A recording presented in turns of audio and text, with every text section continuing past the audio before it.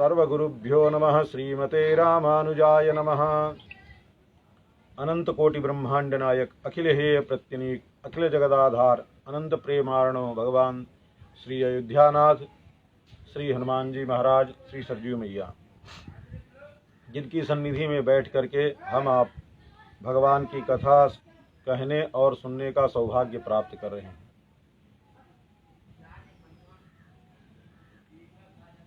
हम सब भगवान के आराधन पूजन में जो भी लगे हुए हैं, हमारे यहाँ भगवान की जितनी भी क्रियाएं की जाती हैं वो सब शास्त्रानुकूल हैं। शास्त्र भगवान का स्वरूप ही है, भगवान की आज्ञा ही है। तो उसके अनुकूल कार्य करने से जीव को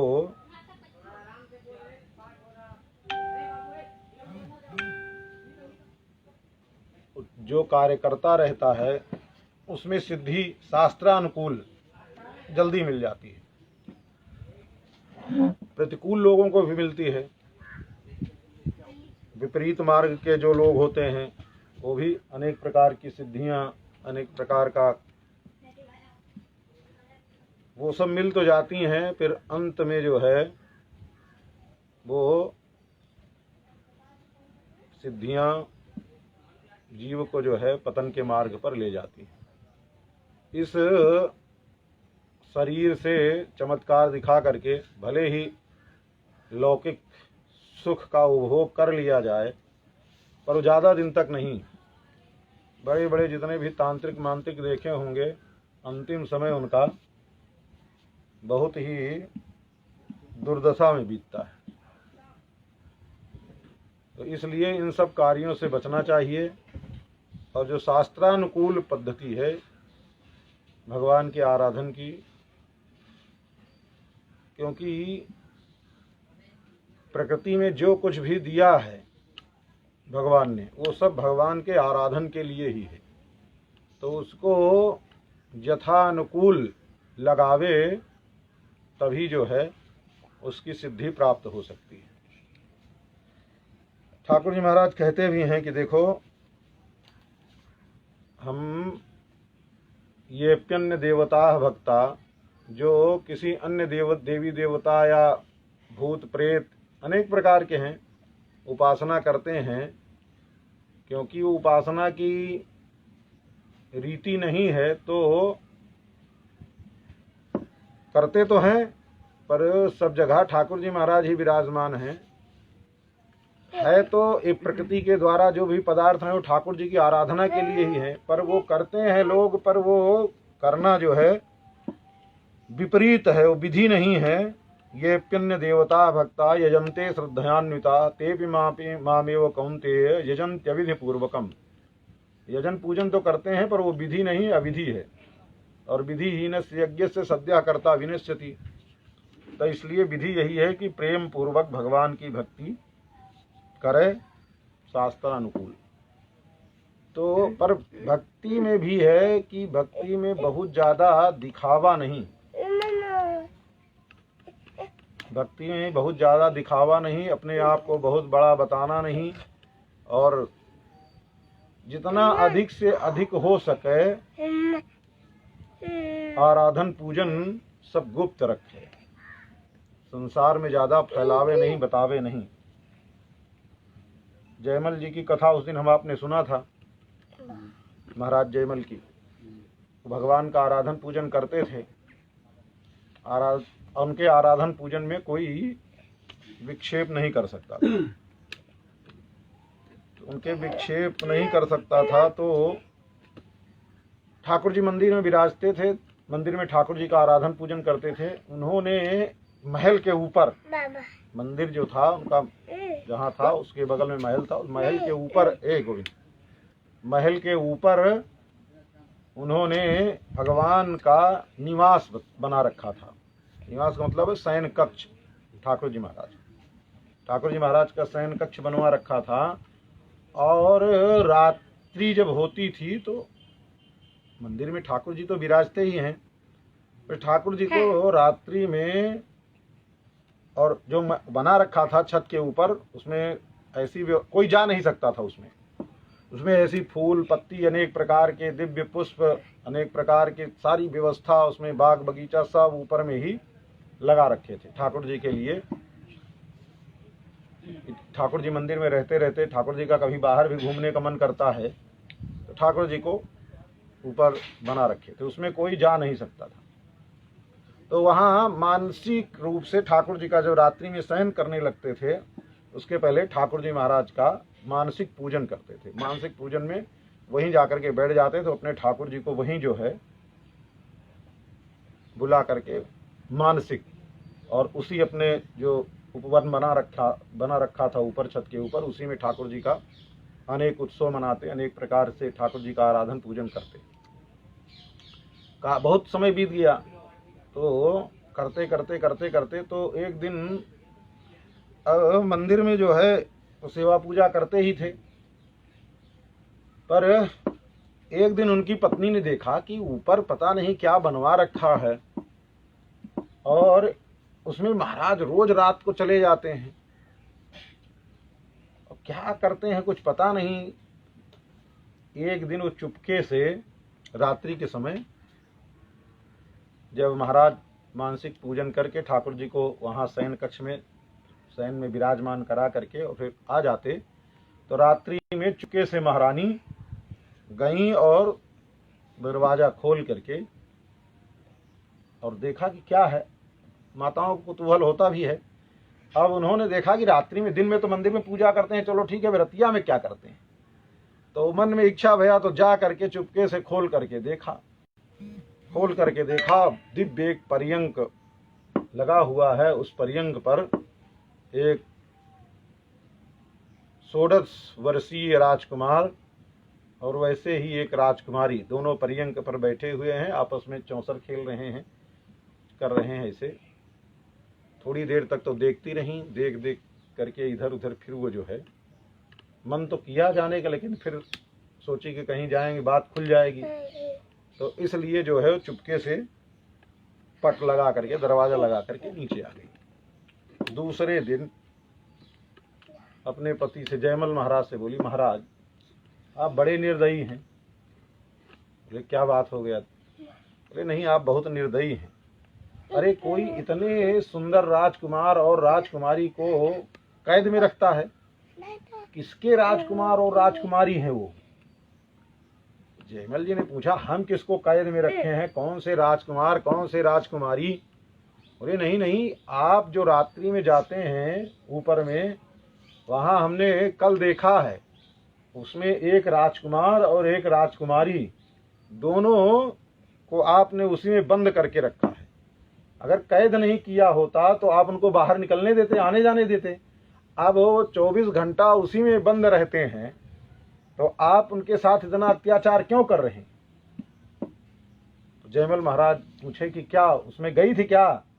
बोले हाँ, हमको बहुत दिन से मन में था कि आप पता नहीं क्या करते हो वहाँ जा करके। तो हमने रात्रि में जा करके दरवाज़ा खोल करके देखा, तो उसमें एक राजकुमार और एक राजकुमारी पर्यंक पर बैठे हुए थे। तो बोले तुमको पर्यंक पर बैठे राजकुमार राजकुमारी दिखे? बोले हाँ दिखे। तो जो आराधन करके, जैसे आराधन की भावना थी उनकी, कैसे ठाकुर जी महाराज को हम रात्रि में पर्यंक पर नीचे से मंदिर से ठाकुर जी को ले आए, ले आकर के ठाकुर जी को पर्यंक पर सुलाए, जो जो वस्त्र जैसे जैसे श्रृंगार था ठाकुर जी का सब पूछा जयमल महाराज ने, और वही वही सब उनकी पत्नी ने बताया कि हाँ हाँ ये वस्त्र धारण किए हुए हैं, ऐसे ऐसे हैं, ऐसे राजकुमार ऐसे राजकुमारी। अब जयमल महाराज तो अपनी पत्नी के चरणों पर गिर पड़े। अरे देवी तुम तो धन्य हो गई, इतने दिन से सेवा पूजा ठाकुर जी की हम कर रहे हैं, इतने दिन से ठाकुर जी का आराधन कर रहे हैं, आज तक हमको दर्शन नहीं हुआ, और तू कितनी बड़ी सौभाग्यशाली है हाँ कि तुझको आज ठाकुर जी का दर्शन हो गया। उसने पूछा ठाकुर जी का दर्शन हो गया? बोले हाँ ठाकुर जी का। तो बोले वहाँ कोई राजकुमार राजकुमारी नहीं है। बोले ना, कोई राजकुमार राजकुमारी नहीं, किसी को हम कैद में नहीं रखे हैं। वहाँ तो हम ठाकुर जी महाराज का रात्रि में निवास का जो है बना करके रखे हुए हैं, शयन कक्ष है ठाकुर जी का। तो बोले ठाकुर जी का शयन कक्ष है, अब उसको भी आश्चर्य हुआ। तो अब जयमल महाराज बड़े दुखी भये कि हमको इतने दिन से आराधन करते करते बीत गया, ठाकुर जी महाराज का दर्शन हमको नहीं हुआ, और वो जो हमसे युद्ध करने के लिए आया, लड़ने के लिए आया रण क्षेत्र में, उसको दर्शन हो गया, और हमारी ये पत्नी है, इसको भी दर्शन हो गया। ठाकुर जी महाराज ने हमारे ऊपर कभी कृपा नहीं की। तो कहने का तात्पर्य है कि जयमल महाराज इस प्रकार से ठाकुर जी की आराधन पूजन करते हैं कि ठाकुर जी महाराज जैसी उनके भावना करते हैं, जैसी भावना, जैसा आराधन पूजन किया पत्नी को, वैसे तत्तद वपुः प्रणय से सदनुग्रहाय। ठाकुर जी महाराज के प्रति जैसा जो भक्त जैसी भावना करता है, जैसा आराधन पूजन करता है, जैसी भावना चाहता है, ठाकुर जी महाराज वैसे उस भक्त के लिए प्रकट हो जाते हैं। ठाकुर जी महाराज तो भावना के अनुसार भक्त के लिए सदैव जो है तैयार रहते हैं, उसकी भावना के अनुसार, जैसी उसकी भावना होती। फिर आगे चल करके श्री जयमल महाराज को भगवान का भी दर्शन हुआ, भगवान ने दर्शन दिया। कहने का तात्पर्य ये है कि भगवान की भक्ति करते करते जो भगवान के भक्त के नज़दीक रहते हैं, जो देखो भगवान की सेवा करने से भगवान प्रसन्न होवेंगे कि नहीं होंगे इसमें संशय है, पर न संशयोस्त तद्भक्त परिचर्या रताना। भगवान के भक्तों की, भगवान की जो भक्ति करते हैं, जो भगवान के भक्त होते हैं, उन भक्तों की सेवा करने से भगवान की कृपा होने में कोई संशय नहीं है। भगवान तो कृपा करेंगे, वो तो ठीक है, करेंगे ही, ऐसा नहीं है, लेकिन भगवान के भक्तों की सेवा करने से भगवान ज़्यादा जल्दी कृपा कर देते हैं, भगवान की बहुत जल्दी कृपा होती। इसीलिए भगवान की अपेक्षा भगवान के भक्तों का, भगवान के जो भागवत हैं उनकी सेवा का भगवान से ज़्यादा महत्व है। रामानुज स्वामी जी अपने 72 वाक्य में कहते हैं कि आचार्य और भगवान से भी ज़्यादा जो भगवान के भक्त होते हैं, उनका सम्मान, उनका आदर, उनका जो है ज़्यादा, उनके प्रति ज़्यादा भावना रखनी चाहिए। पर होता यह है कि आजकल हमारे आप सबकी जो भावना है, वो बड़का जो साधु दिखता है गाड़ी मोटर से चलने वाला, वही ज़्यादा समझ में आता है, महंत जी ज़्यादा समझ में आते हैं। जो सामान्य साधारण से रह करके, सामान्य साधारण होते नहीं, हम आप अपनी बात कह रहे हैं, जो दिखने में लगता है कि सामान्य साधारण से महात्मा हैं, भजन कर रहे हैं, पूजन कर रहे हैं, उनका अब महात्मा, कलयुग है ना, कलयुग में तो बड़का साधु वही है जिसके पास में बड़का वैभव है, ठीक है, और उसी का महत्व, उसी का वैभव देख करके समझ में आता है। उसका कारण ये है, कारण ये है कि हमारे आपके अंदर वो भजन और वो तपस्या, वो आराधन, वो भगवान की भक्ति तो है नहीं भाई। जो जैसा होता है उसको वैसे न समझ में आएगा। भजन पूजन जो करने के मार्ग पर लगा हुआ है, जो भजन पूजन किया है, उसी को अच्छे भक्त की, साधु की पहचान होगी। समझिए, जो भगवान का भजन पूजन किया हुआ है, उसी को अच्छे साधु, अच्छे भजनानंदी भगवान के भक्त और भागवतों की पहचान होगी। और जो भजन पूजन भगवान की भक्ति किए नहीं, उसको केवल पाखंड, क्योंकि वो भी सारी जिंदगी यही किया है पाखंड, उसको तो धन और वैभव और रुपया और पैसा यही समझ में आया है, तो उनको भी यही लोग समझ में आएंगे, उन्हीं का महत्व उनको समझ में आएगा। तो इसलिए ठाकुर जी के भक्तों को पहचानने के लिए भी कुछ ना कुछ भजन पूजन अंदर में होना चाहिए, बिना उसके भगवान के भक्त पहचान में नहीं आते हैं। तो भगवान के भक्तों को पहचानने के लिए भी बहुत आवश्यक है, उसके लिए भी दृष्टि चाहिए। बिना दृष्टि के भगवान के, क्यों, जब भगवान स्वयं कहते हैं मोते अधिक संत करिलेखा, भगवान कहते हैं हमसे अधिक संत को मानो, संत को समझो, तो संत की पहचान ऐसे हो जाएगी। संत को ऐसे, महापुरुष को ऐसे पहचाना नहीं जा सकता है। महात्माओं की, संतों की, जो ठाकुर जी के भक्त हैं, उनकी रहनी करनी तब समझ में आती है जब वो ऐसे रहनी कहनी में रह करके कुछ दिन जीवन बिताया जाए तब। तो इसलिए वो तो बात भाई आज के युग की, कलयुग की बात, उनसे मतलब नहीं है। मतलब तो ये है कि हम सबको ठाकुर जी के, भगवान के भक्तों के सेवा पूजा में, भगवान के भक्तों में कभी न्यूनता बुद्धि नहीं लानी चाहिए। छोटा से छोटा भी हो भगवान का, देखने में, कहने का मतलब देखने में जो लगता है उसको हम आप मान लेते हैं कि ये छोटा है, पर जो भी हो सब अगर भगवान का नाम ले रहा है। भगवान जब कहते हैं, शास्त्र कहता है कि एकोपि कृष्णस्य कृतः प्रणामी, एक बार भी भगवान कृष्ण को जो प्रणाम करता है, नमस्कार करता है, तो भगवान उसका वो भक्त हो जाता है। अपिचेत दुराचारो भजते माम अनन्य भाग साधुरेव समन्तव्य सम्यक व्यवसितो ही सह। कोई कितनो बड़ा अपचार किया हो, कोई कितनो बड़ा जो है दुराचार, दुराचार नहीं सुदुराचार, दुराचार भी बड़ी अच्छी तरीके से किया हो महाराज, ऐसे दुराचारी भी अगर भगवान की शरण में आ जावे और अनन्य हो करके भगवान का भजन करना लगे तो साधुरेव समन्तव्य, वो भी साधु है, उसको साधु जैसे ही मानना चाहिए। और वही सम्यक व्यवस्थित हो गया है, क्योंकि भगवान के भजन करने, संसार में जो भी है ना, भगवान के भजन करने के लिए ही जीव को जन्म मिला है। मनुष्य का शरीर भगवान का आराधन पूजन करने के लिए ही मिला है। तो सम्यक व्यवस्थित कब होगा? जब भगवान के आराधन में वो लग जाएगा। और जब तक वो संसार के आराधन में लगा है, संसार की वस्तुओं के पीछे दौड़ रहा है, वो कितना बड़ा हो, कितना कुछ हो, व्यवस्थित, जिसको कहते हैं सम्यक व्यवस्थितो ही साह, तो सम्यक व्यवस्थित वो व्यक्ति नहीं होगा। भगवान के भजन में आकर के जो लग जाएगा, अनन्य होकर के भगवान का भजन करने लगेगा, वही सही मायने में अपने जीवन का यथार्थ लाभ प्राप्त कर रहा है।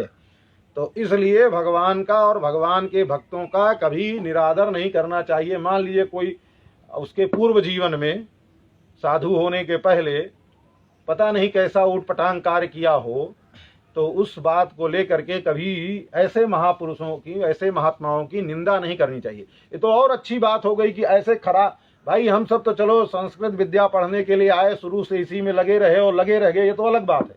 लेकिन कोई दुराचार करते हुए उसकी बुद्धि बदल जाए और भगवान के भजन में लग जाए, वो तो और अच्छी बड़ी बात है। इतने कुमार्ग पर चलता हुआ व्यक्ति भी और भगवान के भजन में लग जाना, ये तो भगवान की और बड़ी कृपा है।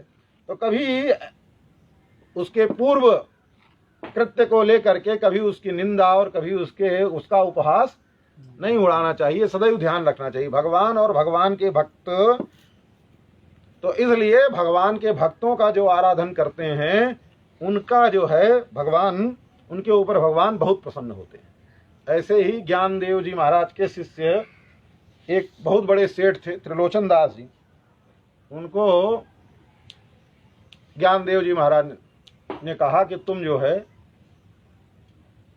भागवतों की सेवा करो। गुरु जी से आज्ञा मिल जाती है। गुरु जी ने कहा कि तुम सेठ हो भाई, पैसे वाले हो, तुमको तो व्यापार करना है, धंधा करना है, सारा कुछ व्यापार में समय लोग लगेगा। तो अब तुमसे कहें कि बैठ करके जो है 100 माला भजन करो, तो 100 तो हो नहीं पाएगा।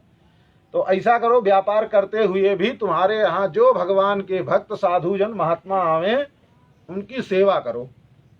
गुरु जी से आज्ञा हो गई और धन संपत्ति की कोई कमी नहीं थी, रुपया पैसा की। तो पति पत्नी दोनों मिल करके जो भी साधु महात्मा आवे उनकी सेवा करें। अब पति देव तो त्रिलोचन दास तो व्यापार में ज्यादा लगे रहे, पत्नी रहे घर पे। अब 1 2 4 साधु आ जाओ तो बेचारी रसोई बना के खिला देवे। बात यह है कि जहाँ साधु सेवा शुरू होती है, जहाँ साधुओं की सेवा शुरू होती है, फिर वहाँ उसको प्रचार नहीं करना पड़ता है। वो साधुओं की कानों कान ही बात फैल जाती। महाराज वहाँ जाओगे, अयोध्या में जाओगे, कहाँ साधु सेवा होती तो बता देंगे कि चले जाओ बाटी बाबा के यहाँ जो है। कोई भी भूला भटका पहुँच जाए तो वहाँ तो ऐसे ही वो चर्चा चल जाती है। तो ऐसे पता चला महाराज फला शहर में जाएं तो कहाँ कौन, तो बताए भैया वहाँ एक त्रिलोचन दास जी रहते हैं, उनके यहाँ जो भी साधु चला जाए तो उसके लिए रहने का आवास, भोजन पानी की सारी व्यवस्था हो जाती है। जो बनाने वाला है उसको अमनिया दे दिया जाता है, जो बना बनाया पाता है उसको बना करके दे दिया जाता। साधु भी तो सतरंगी होते हैं ना, अतरंगी सतरंगी होते हैं। कोई महाराज स्वयं पाकी ही होते हैं और कोई अग्नि छूते ही नहीं है, दूसरे की बनाया पाते हैं। तो अलग अलग प्रकार के होते हैं। तो साधु तो इस तरीके से नित्य साधु सेवा उनके यहाँ चलना प्रारंभ हो गई। साधु सेवा चलने तो धीरे धीरे साधुओं की भी संख्या बढ़ने लगी, 2 4 10 अब बढ़ते बढ़ते संख्या जब बढ़ने लगी तो सेठ जी ने सोचा अब भाई कोई आदमी रख लेना चाहिए, क्योंकि साधु आवे और उनकी सेवा ना होवे ये अच्छी बात नहीं है। तो 2 4 आदमी को रखते हैं तो थोड़े दिन, देखो दुर्भाग्य ये है जीव का, किसी व्यक्ति को आप कहो कि हम तुमको मंदिर में पुजारी बना दे रहे हैं, जितना तुमको शहर में जाकर के नौकरी करने में रुपया मिल रहा है उतना ही रुपया देंगे, और यहाँ रहने के लिए आवास भी मिलेगा, चाकाचक रबड़ी मालपुआ और खीर और सब मिलेगा खाने को। यहाँ रह करके पूजा करो तो 2 4 महीना रहेगा, फिर उसका मन नहीं लगेगा। वहाँ वो लफंगागिरी करने के लिए वो एंट पैंट पहन करके वो नौकरी करने में उसका मन लगेगा, पर साधु सेवा में, भगवान की सेवा में करने को कहो तो मन नहीं लगता है। और उस वहाँ विपत्ति भी है, 20 समस्या है। वहीं अपने बनाएगा, अपने खाएगा, रूखा सूखा भी। अब भाई जो कमाएगा पैसा वो रबड़ी मलाई खाने में लगा देगा तो फिर बचेगा क्या। और या साधु के यहाँ तो चकाचक भंडारा चल रहा है, रोज नए नए व्यंजन बन रहे हैं। पर इतना सब होने के बाद भी दुर्भाग्य ऐसा जीव का है कि उसका यहाँ मन नहीं लगता है। तो अब हुए ऐसे सब जो आवे महीना 2 महीना रहे और बस फिर जो है छोड़ के चल जाए। ऐसे करते करते त्रिलोचन दास जी 40 नौकर रख चुके, 40 हो गए। और रखते रखते कोई कुछ दिन रहे और फिर चला जाए।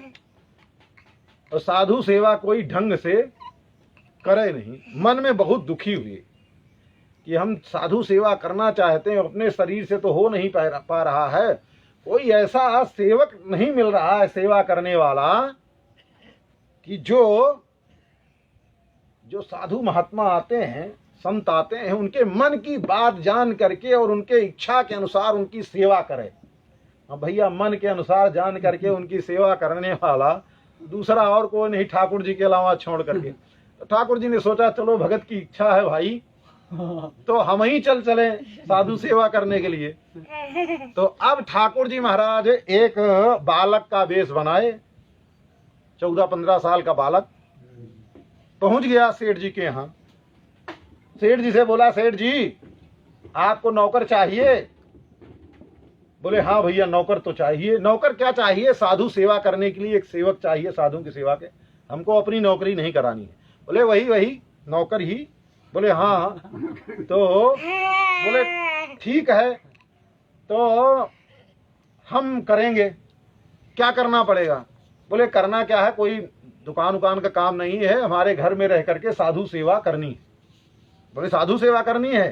बोले हाँ। कर लोगे साधु सेवा? बोले तो हम करते ही चले आ रहे हैं, यही हमारा काम है। तो बोले नाम क्या है? बोले नाम हमारा अंतर्यामी है। बोले भैया नाम तो बड़ा अच्छा है, अंतर्यामी, बड़ी अच्छी बात है। तो बोले कि ऐसा है, तनख्वाह क्या लोगे? बोले तनख्वाह तो हमारे तन की ख्वाह जो है वही मिटा दो बस, केवल हमको जितना हम खाते हैं हमको पेट भर केवल भोजन करा दो, बस इसके अलावा और कुछ नहीं चाहिए। पर खाते हम थोड़ा ज्यादा हैं। त्रिलोचन दास जी ने महाराज कहा कितना खाते हैं? बोले कुछ नहीं, कम से कम 5 सेर की रोटी बने एक बार में। 5 सेर की रोटी एक बार में बने तो वो हमारा जो है उससे हमारा पेट भरता है। और उसमें शर्त है कि वो रोटी कोई दूसरा और न बनावे। हम तो साधु महात्मा सबकी सेवा करेंगे, जो जो कुछ चाहेगा सब कुछ ले आएंगे, देंगे, सब कुछ करेंगे, पर हमारे लिए तुम या तुम्हारी पत्नी 2 ही केवल। तो त्रिलोचन दास जी ने कहा कोई बात नहीं है भाई, जो 150 महात्मा आते हैं, उनकी सेवा हो जाए, केवल एक की सेवा हमारी पत्नी को, सेवा करने वाले की सेवा, भाई जो साधुओं की सेवा कर रहा है उसकी सेवा हमारी पत्नी करेगी तो और अच्छी बात है। बालक को देख करके बड़े प्रसन्न हुए, बोले भैया तुम नौकर नहीं हो, तुम तो हमारे छोटे भाई सरीखे रहो घर में चल करके, और खाने पीने की कोई कमी नहीं है, तो हमारी पत्नी ही तुम्हारे लिए बना करके खिलाएगी, सब कुछ करेगी, कोई दिक्कत नहीं। तैयार हो गए। बोले पर हाँ ध्यान ये रखना कि कभी हमारे खाने पीने की चर्चा किसी और से कर दिया तो फिर हम टिकेंगे नहीं, फिर हम, हाँ ये बात जान लो।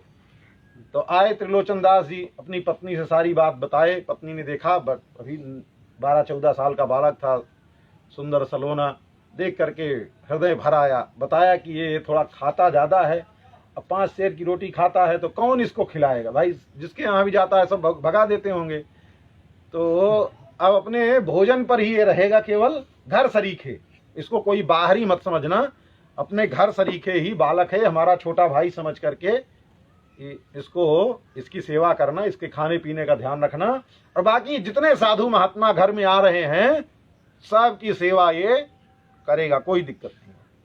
पत्नी भी प्रसन्न हो गई। है बहुत महात्माओं, एक तो स्त्री शरीर, अब सब साधु के पास जा जा करके पूछना। अब भाई साधु के पास ना जाओ तो कोई साधु अपना शुरू सुबह उठा, नहाया धोया, नाक दबा करके संध्या पूजा या बैठ गया, या कोई पंचाग्नि तापने लगा, या कोई कुछ भी करने लगा, तो साधु थोड़े ना बताएगा कि आकर के हमारी जरूरत ये है। साधु के पास तो जा जा करके पूछना पड़ेगा कि महाराज क्या जरूरत है, बताओ क्या चाहिए। तो अब स्त्री शरीर था, कहाँ कहाँ दौड़ करके जाए, उसने कहा ठीक है एक की सेवा हम कर लेंगे। तो अब रहने लगे ठाकुर जी उसके यहाँ। अब नित्य ठाकुर जी, तो ठाकुर जी महाराज अंतर्यामी तो अंतर्यामी ठहरे। अब जो साधु महात्मा आवे, सब साधु महात्मा के बिना पूछे ही जिसको जो जरूरत होवे सब सामान, और सेठ जी के यहाँ कोई सामान और रुपया पैसा की कमी नहीं थी, सब सामग्री पहुंचा देवे। साधुओं की सेवा जब शुरू भई तो मन प्रसन्न हो गया त्रिलोचन। इतना दिव्य सेवा ठाकुर जी की, और सब संत जो आवे, एक तो ठाकुर जी भले कितनों भेष बदलें, कितनों शरीर दूसरा धारण करें, पर ठाकुर जी तो ठाकुरे जी है ना। बिजली का करंट हो वह, और वो कितनों ढका छुपा रहे किसी दूसरे चीज से, पर कहीं न कहीं छुआ जाएगा तो करंट तो लगेगा ही। तो ऐसे ही ठाकुर जी महाराज अब वेश बदल करके आए हैं, पर ठाकुर जी का आकर्षण, अब त्रिलोचन दास जी के घर का आकर्षण तो कम, वो बालक जो सेवा करता है अंतर्यामी, उसके आकर्षण से और भी साधु महात्मा जुटने लगे, बड़ी भीड़ होने लगी। और वो अंतर्यामी भी बड़े प्रेम से महात्मा जाने के लिए तैयार हुए। अरे महात्मा जी रुकिए ना, 1-2 दिन और सेवा का अवसर दीजिए, कहाँ जा रहे हैं। तो साधु महात्मा को कौन जो है और दौड़ लगाने की जरूरत है, बस महात्मा लोग टिके रहे और बस सेवा चले। सेवा चलते चलते बरसों बीत गए। जब बहुत समय बीत गया तो अब पत्नी, और बात ये थी कि पुराना जमाना था, पुराने जमाने में, आज के जमाने में थोड़े तक पिसा पिसाया आटा मिल जाता था। पुराने जमाने की तो आप आज के ज़्यादा नहीं 50 वर्ष की, ये तो 400-500 वर्ष पहले की बात है। और आज के उस सब जमाने की बात, पहले घर में लोग, घर में अपने छोटे मोटे जो लोग होते थे वो घर में ही जाता रखते थे, और सुबह सुबह माताएं उठती थीं और उठ करके जाता चलाती थी और गेहूं 5 सेर गेहूं 2 सेर 4 सेर पीस लेती थी। और धान वान होता था तो मार मूसल कूट काट करके वो सब धान निकाल लेती थी। प्राचीन जब ऐसी पद्धति थी ना तो कोई माताएं बीमार नहीं होती थी। हमने तो माताओं को बीमार होते सुने ही नहीं कि कोई माताएं बीमार होती। आज रामदेव बाबा कराते नहीं चक्की पीसो। अब जितना देर रामदेव बाबा के योग शिविर में जा करके झूठे चक्की पीसती हैं, उतना अपने घर में बैठ करके वो जाता मंगा करके वो सही आटा पीस हैं, तो क्या हो पेट निकलेगा, तुम निकलेगी, और क्या जो है बीमारी कोई आएगी? कोई नहीं आएगी। तो पहले भारतीय संस्कृति में अपने यहाँ ऐसा समय नियत करके व्यवस्थित कर दिया गया था, ऐसे ऐसे कार्य करने से सारा कार्य होता था कि कोई रोक दो कोई आता ही नहीं था। महाराज घर में जो किसान लोग होते थे, हम सब गांव में रहे हैं, वो महाराज सुबह सूर्योदय होते होते वो अपने घर के कोन मेढ़ जितना होता था सब लेकर के फरुआ सुबह सुबह निकल जाते, क्योंकि दिन होगा तो धूप होगी, वो सारा कोन मेड़ कर करके और सब चले आते, और फिर वहीं से नहा धो करके, या तो नहीं नहाते धोते तो दतुन रगड़ते और फरुहा कंधे पर रखे और चले आ रहे हैं। अब जो सोचो सुबह 3 बजे से उठ करके अपने जा करके सुबह सुबह फरुहा चलाएगा, उसको कोई व्यायाम करने की जरूरत है, एक्सरसाइज करने की, दंड बैठक मारने की जरूरत है उसको? महाराज वो सब कुछ कर ही रहा है। और प्राचीन काल में वो चारा कतरा जाता था, गाय भैंसे रहते थी, जो बड़ा आदमी होता था तो मशीन ले आता था, चला चला करके कतर लेते थे, और जिसके यहाँ नहीं होता तो गणासे रखा रहता था, बाल करके कट कट करके, और बोझ का बोझ पूरा जो है। अब ऐसा जो मेहनत करेगा महाराज, वो पथरा पचा जाएगा। आज लोगों को जो है दाल चावल रोटी सब्जियां नहीं पच रही है, उसी में बीमार हो रहे हैं। उस समय लोग चना और बेजर बाजरे को कहते हैं महाराज 3 पेट में पचता है कि नहीं, उसको भी लोग खा करके पचा लेते थे। तो वो क्योंकि मेहनत करते थे शरीर से, वो प्रक्रिया बना रखे थे, जीवन की शैली ऐसी थी। आवाज तो 8 बजे सो करके उठते हैं तो सोचते हैं अब शरीर ठीक रहे तो शरीर ठीक रहेगा, रोग ही घर होगा अपने आप। तो वो होता था कि, और जो थोड़ा बड़े लोग होते थे उनके यहाँ वो व्यवस्था रखते थे, वो पंचक्की लगा रखते थे, कोई कोई पंचक्की बना रखता था, कोई कोई और ऐसे अनेक प्रकार के छोटे छोटे छोटे मोटे यंत्र बना रखते थे। और कहीं कहीं महाराष्ट्र का एरिया है, वहाँ तो पहाड़ से नदी निकलती है, थोड़ा थोड़ा जलप्रपात होता रहता, उसी जल के बहाव में वो पंचक्की बनी रहती थी। तो सब गांव के लोग जाते, उसी सामूहिक बारी लगी रहती, सब अपना अपना अनाज रखाते क्रम से, और क्रम से रखाते। जब एक का पीस जाता दूसरा ले जाकर अपना ढार देता, एक बार डार दे तो धीरे धीरे वो पिसता रहता, उसका खत्म हो जाए तो दूसरा उसका हटा करके रख दे, अपना ले जाकर के ढार देवे। तो ऐसे ऐसे करे। तो अब त्रिलोचन दास जी की जो पत्नी थी वो भी अपना जावे, और क्योंकि नियम था, अंतर्यामी ने कहा था कि हमारी सेवा के लिए भाई कोई दूसरा सहयोगी नहीं होगा, अपना ही करना पड़ेगा। त्रिलोचन दास जी की पत्नी जो है जावे रोज गेहूं लेकर के पीसने को 5 सेर। तो अब रोज खाते थे तो ज्यादा पीसना पड़ता था उनको। तो औरतों ने पूछा कि बहन इतना क्या जरूरत पड़ती है जो इतना पीसने के लिए ले आती हो? तो अब उनके मुंह से निकल गया कि अरे हमारे यहाँ जो रहता है ना तो थोड़ा ज्यादा खाता है, तो उसके लिए ज्यादा खाता है, तो उसके लिए हमको, और सबकी तो सेवा वो करता है, लेकिन उसके लिए रोटी बनाना और सारा काम हम ही को करना पड़ता है। तो दूसरी ने पूछा अरे बहन कितना खाता है? और 2-4 रोटी ज्यादा खा लेता होगा। बोले अरे 2-4 रोटी नहीं, 5 सेर आटे की रोटी एक बार में खाता है। अब वो तो कह के, वो स्त्री सुलभ स्वभाव के कारण वो कह करके चली आई, और यहाँ घर पर आकर के देखा तो अंतर्यामी अंतर्ध्यान, अंतर्यामी अंतर्ध्यान। अब इधर खोजे उधर खोजे, कहीं दिखाई ही न पड़े। अब देखा साधु महात्माओं की सब पड़ी हुई है, अंतर्यामी का पता ही नहीं। सब लोग हल्ला कर रहे हैं भैया कहाँ गया अंतर्यामी, कहाँ गया अंतर्यामी। अब अंतर्यामी तो अंतर्ध्यान हो गया, अब खोजने पर भी न मिले। त्रिलोचन दास जी ने भी खोजने का प्रयास किया। अंत में पत्नी से आकर के पूछा देवी तुम कुछ इधर उधर तो नहीं की? तो बेचारी रोती हुई पति से बोली कि आज ऐसी ऐसी बात कर रही थी, वहां जब गई थी पिसाई करने के लिए, तो वहां उसने पूछ लिया तो हमने इतना ही कह दिया बस केवल।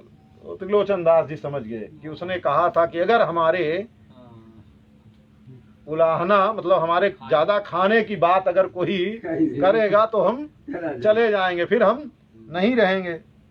तो अब बहुत दुखी भये तो, और पत्नी ने जो है, अब बालक गया किसी से पूछे तो गायब हो गया। तो अब त्रिलोचन दास जी ने सोचते सोचते सोचते उनको लगा कि ठाकुर जी के अलावा कोई दूसरा हो नहीं सकता, कोई व्यक्ति ऐसे सेवा नहीं कर सकता है। हम सब तो अपने काम में व्यस्त थे, कभी ऐसा विचार नहीं किए। जब चले गए, देखो कीमत तब समझ में आती है ना रहने के बाद। जब तक रहता है तब तक व्यक्ति की और वस्तु और पदार्थ की कीमत समझ में नहीं आती है। तो अब त्रिलोचन दास जी विचार करने लगे, तो ऐसी सेवा जब साधुओं ने बताया, सब महात्माओं ने, कि महाराज हम मन में सोचते वो सामान आ जाता, पहुंच जाता। तो ऐसी सेवा करने वाला ठाकुर जी के अलावा कोई दूसरा नहीं होता। अब त्रिलोचन दास जी महाराज अत्यंत दुखी भये, रुदन कर। पत्नी ने तो अन्न जल छोड़ दिया, हमारे कारण जो है ठाकुर जी महाराज चले गए, अन्न जल छोड़ दिया। 3 दिन व्यतीत हो गया, 3 दिन बीत गया बिना अन्न जल लिए। ठाकुर जी महाराज और त्रिलोचन दास और उनकी पत्नी के सामने प्रकट भये, उसी बेस में, अंतर्यामी के बेस में, अंतर्यामी बन करके आए। आ करके बोले त्रिलोचन दास जी तो पहचान गए ही, तो ठाकुर जी महाराज को प्रणाम किया। प्रणाम करके ठाकुर जी से बोले, प्रभु आप इतने दिन तक रहे, हम आपको पहचान नहीं पाए। बोले ठाकुर जी ने कहा तुम्हारी भावना थी कि हम साधु सेवा करें, और कर नहीं पा रहे थे, तो साधुओं के सच्चे सेवक तो हम ही हैं, तो इसलिए हम ही आ गए सेवा करने के लिए। पर त्रिलोचन दास जी तो ठाकुर जी से प्रार्थना कर रहे हैं, हाथ जोड़ रहे हैं, पर त्रिलोचन दास की पत्नी जो बैठी थी वो ठाकुर जी की तरफ मुंह घुमा करके पीठ कर ली ठाकुर जी से। माताओं का थोड़ा ज्यादा प्रेमी स्वभाव होता है। तो अब ठाकुर जी महाराज ने जा करके प्रणाम किया, भाभी जी प्रणाम, और माता, और फिर त्रिलोचन दास जी की पत्नी और फिर घुमा ली मुंह। तो ठाकुर जी महाराज ने कहा, भाभी रूठो मत, देखो हम तो अब आ गए हैं। बोले अब आ गए तो क्या, पहले तो हमारी बदनामी करा ही दिए। तो सब साधु महात्मा यही कह रहे हैं कि त्रिलोचन दास जी की जो पत्नी है उसी ने कुछ ऊट पटांग कह दिया, इसलिए जो है जो अंतर्यामी था वो भग गया। सब जगह हमारी निंदा ऐसे हो रही, लोग यही ना चर्चा करेंगे आपस में। तो ठाकुर जी महाराज ने कहा, भाभी आप चिंता मत करो, अब हम आ गए हैं। अब साधु सेवा जितनी आपको करनी थी वो कर लिया, अब आपकी अवस्था भी ज्यादा हो रही है, इसलिए अब जो 1-2 महात्मा आ जाएं उनकी सेवा करिए, बहुत ज्यादा साधु सेवा करने की आवश्यकता नहीं है, अब अलग से व्यवस्था उनकी हो जाएगी। और ठाकुर जी महाराज, अब उनकी पत्नी ने कहा, नहीं, लोग यही कह रहे हैं कि हमने तुम्हारे खिलाने की अवहेलना, जो खिलाती थी उसका उलाहना दिया, इसलिए भाग करके चले गए, और अब हम क्या करें। तो ठाकुर जी महाराज ने कहा कि ऐसा है भाभी, अब खिलाने का जो उलाहना देना था, ऐसा करो, आप जब बना करके हमारे लिए रोटी रखोगी, जब भी हमारे लिए रोटी बना करके आप रखोगी और हमको बुलाओगी भोग लगाने के लिए, तो हम आ जाया करेंगे पाने के लिए। ठाकुर जी महाराज ने जब ऐसे कहा त्रिलोचन दास की पत्नी से, तो पत्नी उनकी प्रसन्न हो गई। अब रोज ठाकुर जी महाराज को बुलाएंगे, भोग लगाते समय ठाकुर जी महाराज आ जाएंगे और नित्य प्रसाद भोग आकर के ठाकुर जी अपने भोग लगाएंगे। ऐसा वरदान ठाकुर जी महाराज ने दिया, तो उनकी पत्नी प्रसन्न हो गई। त्रिलोचन दास और उनकी पत्नी ठाकुर जी की सेवा और संतों की सेवा करके अपने जीवन को कृतार्थ कर लिए। तो कहने का तात्पर्य है, सच्चे हृदय से, सच्ची भावना से साधु सेवा, भगवान के भक्तों की सेवा जो करता है, उसके ऊपर ठाकुर जी महाराज कृपा करते ही करते हैं। ठाकुर जी चाहे ऐसे आवे, चाहे अंतर्यामी का बेस बना करके आवे, पर ठाकुर जी महाराज, भगवान अपने भक्तों से दूर भले रह जाएं, पर जो अपने भक्त का भक्त होता है उससे दूर ठाकुर जी महाराज नहीं रह पाते हैं। बोलिए श्री अयोध्यानाथ भगवान की, श्री रंगनाथ भगवान की, श्री लक्ष्मी नारायण भगवान की, श्री सीता रामचंद्र भगवान की, श्री वृंदावन बिहारी लाल की, श्री हनुमान जी महाराज की, श्री अयोध्या धाम की, श्री सरयू मैया की, सब संतन की, सब भक्तन की। जय जय श्री सीताराम, जय जय श्री राधे श्याम।